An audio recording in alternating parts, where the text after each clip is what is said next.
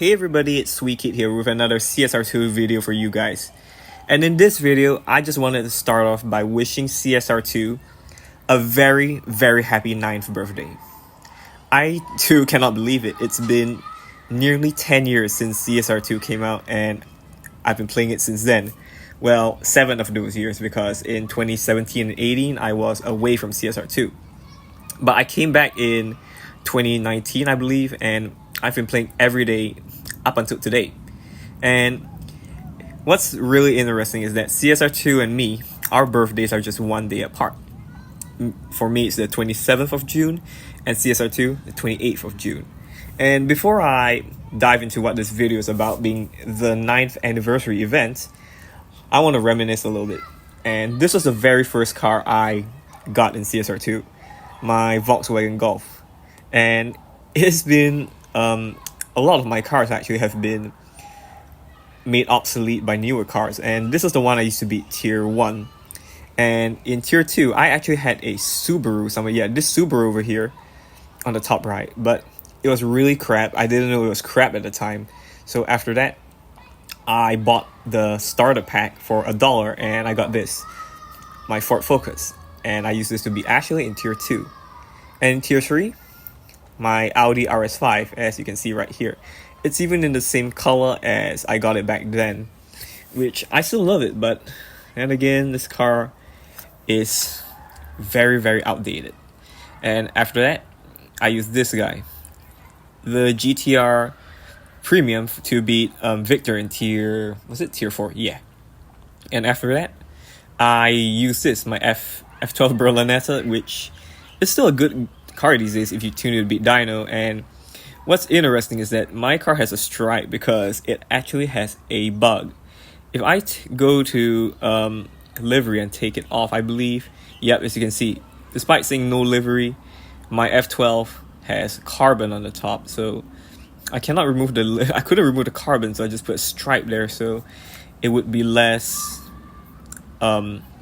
noticeable, because I don't like carbon on this guy. And yep, this is from a time when you could customize your cars outside of Elite Tuners, with my favorite being a carbon hood, which brings back memories, honestly. It really does bring back memories. And of course, I've collected tons and tons and tons of cars since then.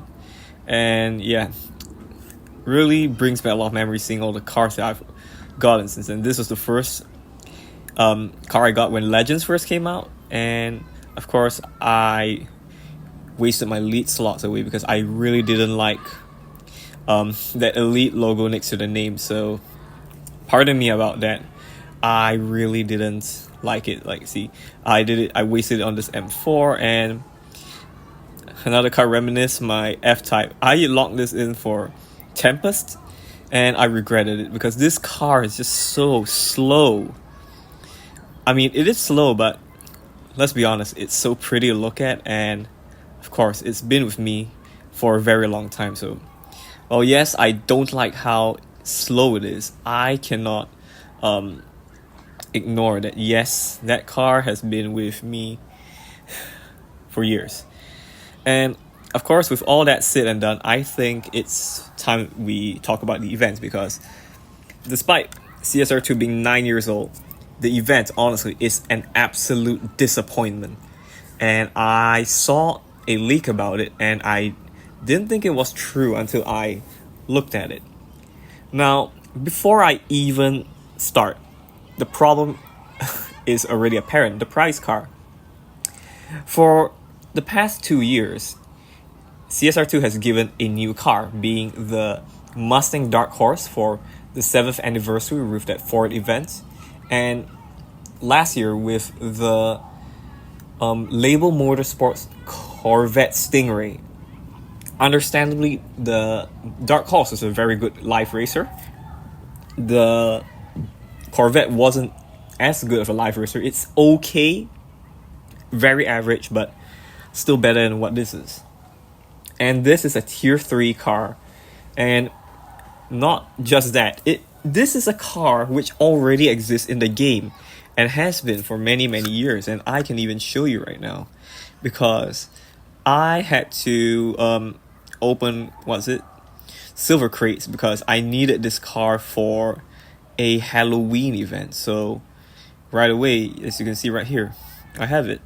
So besides going a little bit faster and that beautiful green paint job, what's the point of doing this event? You're just doing it for a car which shouldn't even be in the prize, shouldn't be offered as a prize for this event. I mean, it's such a big thing. The game's turning 9 years old, and for that you're offering I would say 9 years old car. I think that's a bit lame that Natural Motion decided to do this, because this car is nothing special. It's a tier 3, which already disqualifies it from any live racing potential, because you shouldn't be live racing in tiers 1, 2, and 3 most of the time. This is why I live race in tiers 4 and 5, like most people out there. So that aside, let's get into the lock-ins, because I mean the prize cars are pretty lame, and I'm not trying to sound upset or anything, but it's really disappointing because I expected more for an anniversary event, not a car from 9 years ago. The first lock-in is pretty standard. Almost everyone's going to have something. Like for me, the Supra, and it's likely everyone I see is just going to use the Supra. But every other elite tuners car that's older than that is eligible. So it's all the way down to the M235i, I believe. And yes, I have a lot of Camaros which I need to strip. And yeah, it's not eligible, but yeah, you can see a lot of these, as long as it's an elite car, it should be eligible, and you're more than likely going to have one around, and the Supra is the big guy that you're going to have around. So lock-in 1 won't be a problem. Lock-in 2, let me see. Okay, it's the Lamborghini Huracan Coupe, and looks like you can lock them in any order. For the Huracan Coupe, you're gonna have no problems with this, because this is something that pops out of rare imports pretty often. And even if you don't, you can buy one from the dealer, like I did with the blue one over here. I won't recommend that, because when you get cars from the dealer, they're typically slower, so they're gonna run worse and still take up the same amount of fusion parts, even if you add rarity stars using elite custom. So don't do that. I'd rather you wait for one to come out of a crate and then use that. So that's one of the lock-ins. Let's look at the next one. And this is quite a disappointing car.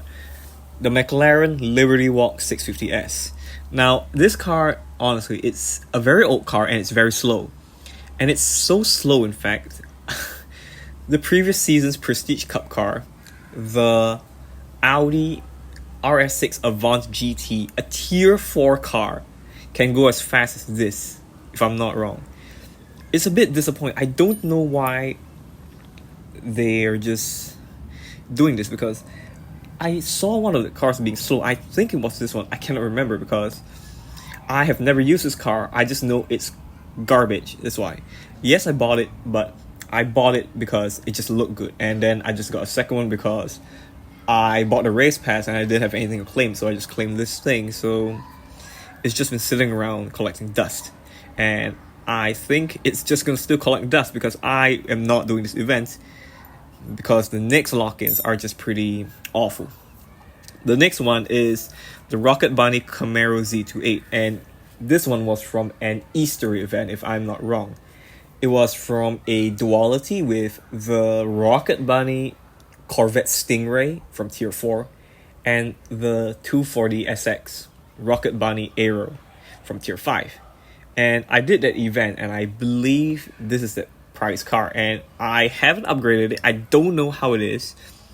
If we're going off by history, Camaros could be very good live racers, but then again, this is a purple star car, so if I want stage 6s for this, I have to buy them with paid crates or use a race pass and get universal. So right away, this is a car I won't have fun upgrading, because I don't mind sacrificing my Chevrolet Fusion for this, but stage 6s will be a problem. I mean, I could get one from the event for free. Usually I can get one from the event and one from crates, but when it comes to getting the good ones and getting all of them, I'm likely going to have to open crates, because I have no hope in this car. I don't really use my universal too often, and I'd rather save them for something like that, the new Miura or the Shelby, but not this. Absolutely not. So yeah, I have no idea how this guy performs, so I won't be commenting on how good it is. I just think it could be good if we're looking at, let's say, the IROC Z, which I don't know how that compares to this. Finally, the last lock-in would be this, the Porsche RWB 911 964.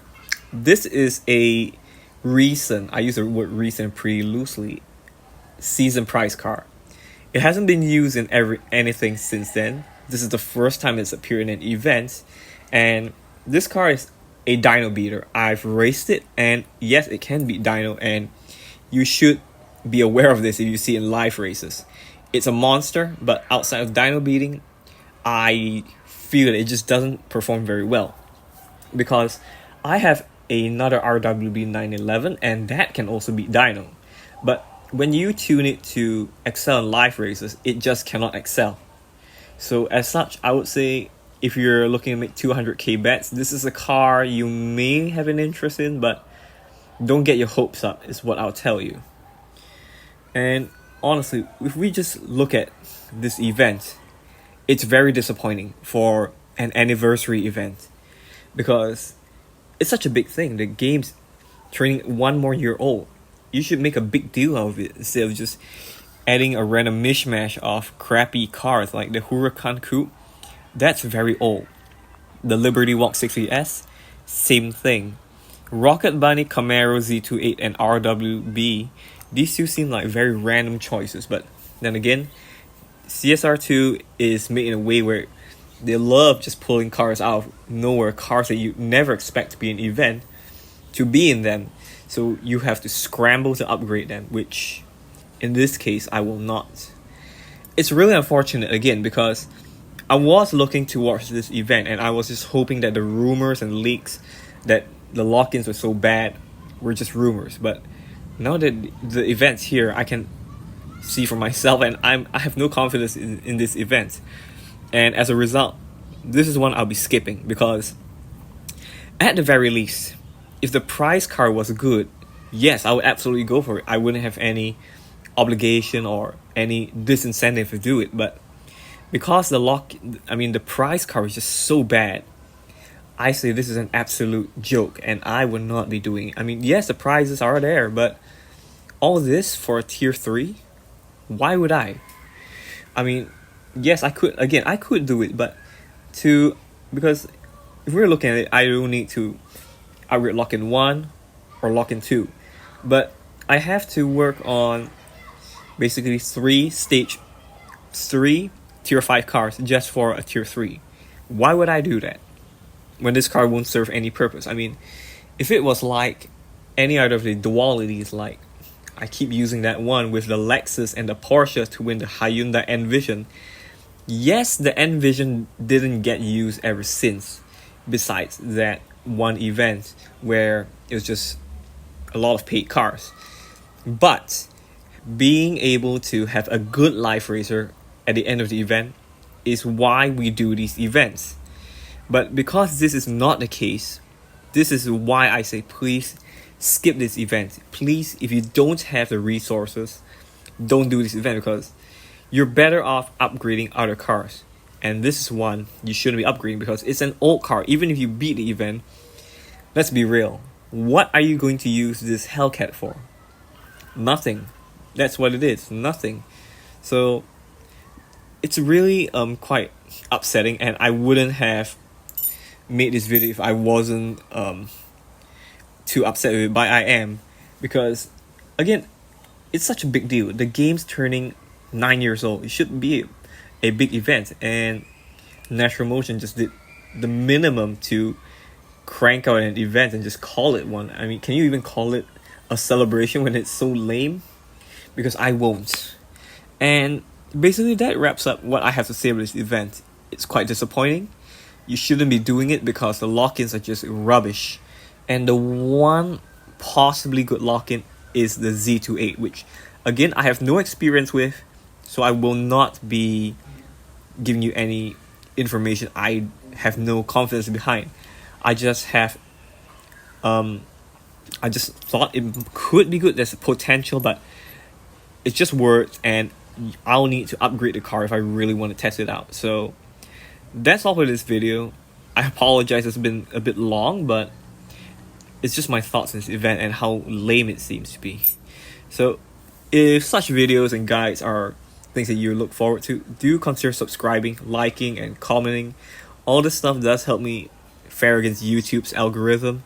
And if that's it, thank you so much for watching, and to CSR2, and I guess myself, happy birthday.